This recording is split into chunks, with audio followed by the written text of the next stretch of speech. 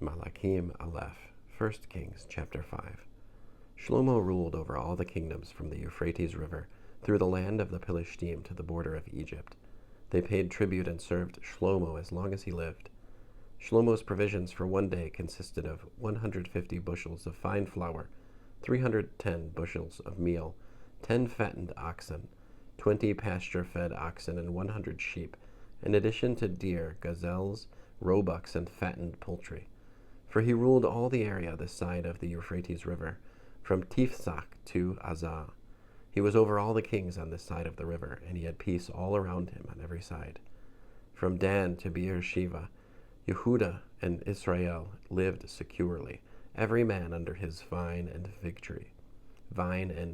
tree, throughout the lifetime of Shlomo. Shlomo also had 40,000 stalls for the horses used with his chariots, and 12,000 horsemen. Those officers named above supplied food and other materials for King Shlomo and for everyone for whom Shlomo provided. Each was responsible for his month's supplies. They saw to it that nothing was lacking.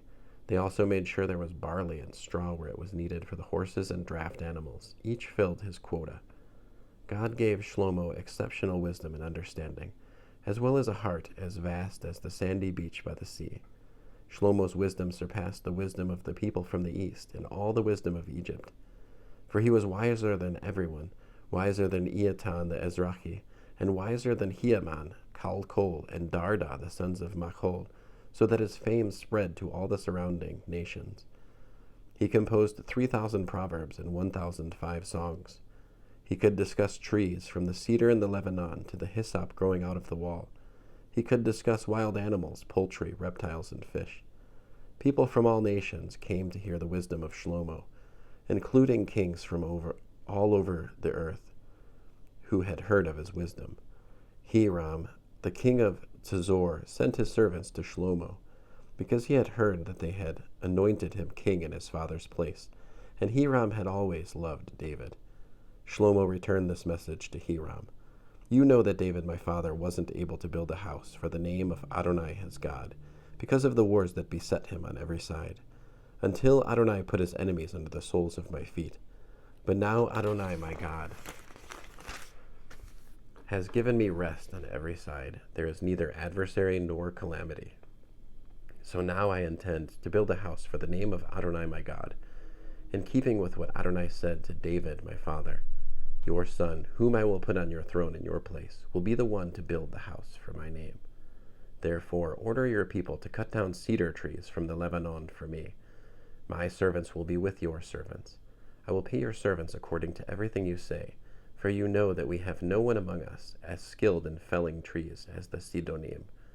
When Hiram heard Shlomo's message, he was very happy, and said, Blessed be Adonai today, who has given David a wise son to rule this great people.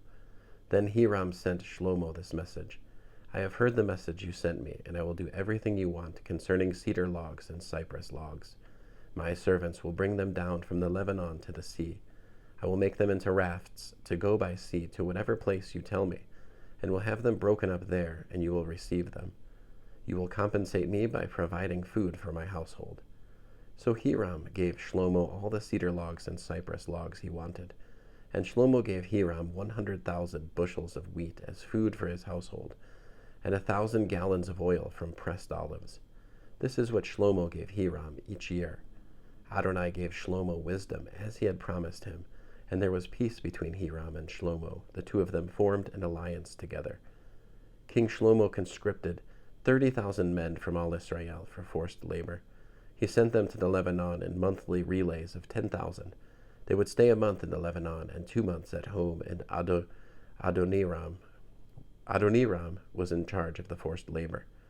Shlomo had 70,000 men to carry loads, and another 80,000 stone cutters in the hills, besides Shlomo's 3,300 supervisors, who were in charge of the people doing the work. The king gave orders, and they quarried large stones, expensive stones, to lay the foundation of the house with cut stone. Shlomo's and Hiram's builders, along with the men from Gaval, worked the stones and prepared the timber and stones for building the house. End of Malachim Alef, chapter 5.